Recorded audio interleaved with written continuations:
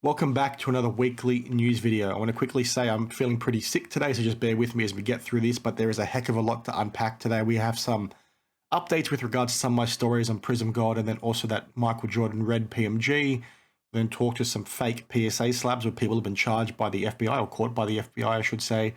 And then some more fake Steph Curry stickers popping up with these fake autos on there that are causing havoc within our hobby, and a lot of people are buying them, and it's really, concerning. So we'll talk through that as always, and then you guys can share your thoughts down in the comments below.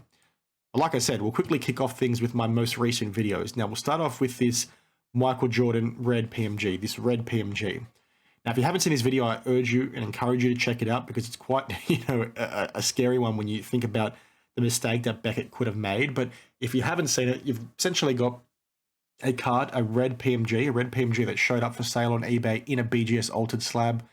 And a lot of the experts that collect these cards immediately noticed some red flags. And a lot of them had to do with the fact that it wasn't serial numbered like PMGs usually are. It's missing some of the text on the front and on the back of the card.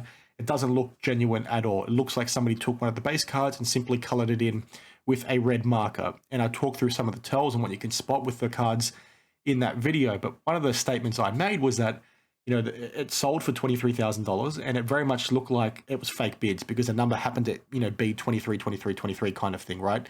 Clearly a Michael Jordan reference with the number. You normally see that sort of stuff with shield bidding. Unfortunately, it wasn't, fake bidding. It was actually won by someone who thought the card was genuine, and there's a bit going on there. I've had contact with them. There's some things we're trying to unpack on this. So I'll give you guys, a better update in the coming days or weeks, but it's one of those things where we need to sort of see what happens next with the eBay authentication program, which this did in fact qualify for, because the card very much looks like it's, fake or altered. Somebody took a base card and colored it in.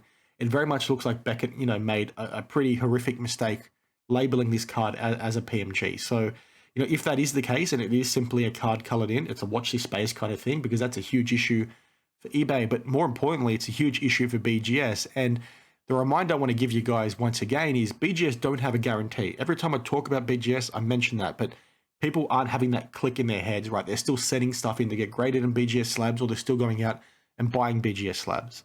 You might think BGS is a good company, but it's situations like this where if they have made a mistake, you're sort of screwed. And we've touched on this in the past with those whole fake soccer cards, right? That millions of dollars have gone through, fake soccer stickers and all that sort of stuff into BGS slabs, and BGS does nothing to protect customers. They say, sorry, we don't have a guarantee. We think the card's genuine. Meanwhile, you try and sell it on the secondary market. The hobby's a bit more clued on, and they say, well, we know that's fake, but Beckett doesn't. So nobody wants to buy it.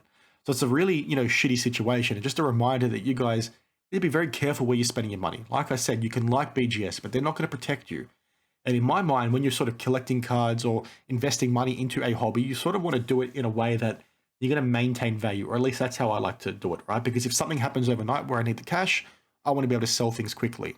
But at the same sort of time, if something happens overnight where a company gets called out for doing something poor, they make a mistake, or this kind of stuff, I want to be protected in that instance too, because that's the reason why we use graders, in my opinion, because you want to get their authenticity checks on the card itself. Beckett don't give you any comfort with that. So just be, very careful with where it is you're spending your money. I just want to say that again. I'm not a Beckett hater. I'm just, advocating for common sense. Now, the other thing I want to quickly touch on with this whole Prizm fraud story, if you guys haven't seen it, I'm not going to repeat myself, but some updates have come through, it looks like, in the last day or two, where I think this thing's going to get a lot messier before it gets cleaner. So keep an eye out for that. But if you're not sure what I'm talking about, please do check this out, because, again, it's a reminder for all you guys, if you're buying a card that has allegations around it about it being stolen, and there's a lot of stories going back and information on the fact that these cards were stolen back in 2014, this card in particular, you need to be aware of what you can and can't do with those cards in your hand, especially when the police are involved, which, from my understanding, were in this case. So, check it out, because I think there's a lot more to come. And the way things are moved in particular with, what AIH Sports has commented on within his video about what certain people said and didn't do and how they acted is a little bit concerning for the people involved, in my opinion. Now, again, check it out if you haven't seen it. It's an important one, because this guy's pretty prominent, Prizm Gawd's pretty prominent within our hobby, right? He runs a very big card show and,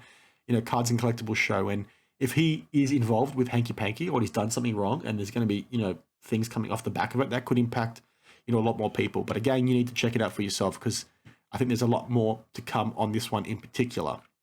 Now, the next thing I want to touch on very quickly is another example of people faking PSA slabs or faking PSA labels. This is a very interesting article from Darren Ravel, because you've basically had, like the title says, FBI charges 2 men in card grading fraud. And what these guys were doing, amongst other things, were taking genuine PSA slabs, taking the card out. Let's say it's Charizard PSA 10, like you can sort of see over here. They'd put an inferior card in there, or even a fake card, so like maybe a PSA 8 or a fake card, resealing it and then selling it to somebody. And apparently they did this scam a few times, and it was upwards of a few $100,000 at least. At least that's what's confirmed, but I think it's more than that.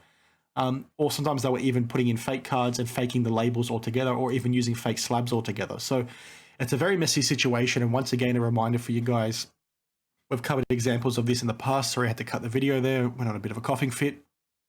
So it's nothing really new, but it's just a reminder. Be careful out there. Inspect this stuff quite closely. And PSA have come out with a statement on what you can sort of do if you have suspicions that the thing you've bought is fake. So they had a statement basically talking about the fact that, they've worked with the FBI for the last 2 years trying to go after these individuals. And if anybody has a PSA graded item they'd like to have authenticity checked, they can reach out via the customer request center and have that, slab looked at, which I think is a very important thing. But it's just a reminder, guys, there's a lot of people out there doing some very dodgy shit, and I don't want to keep highlighting and harping on that kind of stuff. But the scary thing is that these slabs can be faked so easily. If you go look on some of these websites, you can buy this stuff from China, and it's literally one for one, perfect, identical. And people then can, buy the machines to seal these things, and you're basically shit out of luck because you can't tell the difference. And I think it's just, again, a reminder of what these companies sort of need to be doing better. Like, PSA invest a lot when it comes to the integrity of their slabs and some of the fraud checks they put, particularly on their labels with the lighthouse technology and all that kind of stuff, and the UV technology. But again, it's like, is that enough in this day and age? When you've got people, like I just alluded to, being able to print fake labels or get fake labels from overseas or fake slabs from overseas, and they're so convincing to the naked eye that people can't tell the difference, is that enough by these grading companies with what they're currently doing? And again, maybe we should be cutting them some slack and say, yes, it is, because it's a big problem to solve. But my mind has always gone to things like, well, you want to treat this hobby and this industry as being some really prestigious and premium thing, right? They want to start treating it as almost like luxury goods in some capacity, right? They want people to be going to these shows and spending a heck of a lot of money. They want to get celebrities involved. They want this stuff to be seen as a tangible and mainstream investment, right? And that's not how I like to look at this hobby, but some people do. So if these grading companies want to see that through that lens, and these manufacturers want to see this industry through that lens, then they need to be doing better, right? And they need to be investing a bit more into their slab technology to make sure stuff can't be faked or so easily faked, or they need to be working better with law enforcement to shut down this crap overseas and all that kind of stuff. Because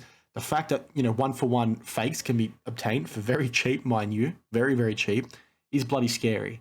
And the same thing goes to manufacturers with cards themselves, because again, you can go onto some of these websites and you can find, flawless cards, optic cards, whatever card you want.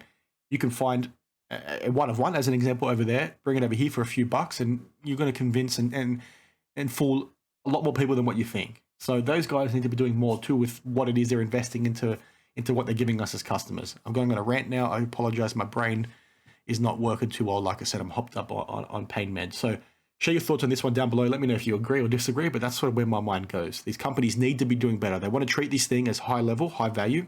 Start giving us that with the product you're sort of putting in front of our face, not something that can be so easily scammed and fooled and defrauded by, two idiots from their basement, right? That's where my mind's going. So it is what it is. Now, the last thing I want to touch on is actually some more fake Steph Curry autographs. Now, we've touched on this many times, in particular with his Topps rookie auto, and some of those, were even, fake cards with genuine sticker autos and all that kind of jazz, but these ones are fake all around. And Chips Rips has talked to it on Instagram. So if you have seen these on eBay, avoid them like the plague, because this is the eBay seller. I'll show it to you now.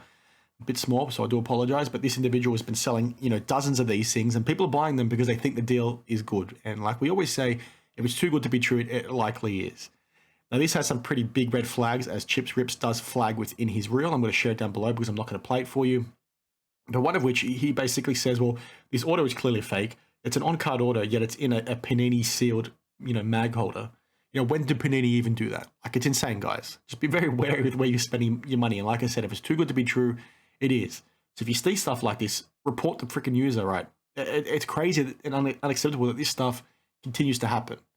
Again, I'm rambling now because I'm not feeling too well, but just a reminder for you guys, there's fake autos out there. Be very careful with where you're spending your money.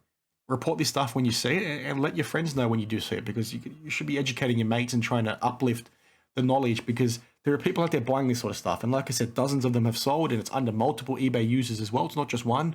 And I just went on a rant about some of these fake cards coming from overseas.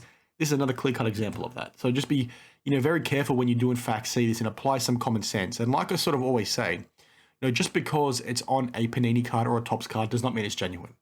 What you should be doing is comparing, those autos across multiple cards and multiple years and all that kind of stuff to see, what, is this thing fake? Is it genuine? All that sort of stuff. Like, have a look at these autos, because yes, things can change with how people sign them, but do a bit more due diligence. Don't just trust the fact that it has a Panini sticker on there.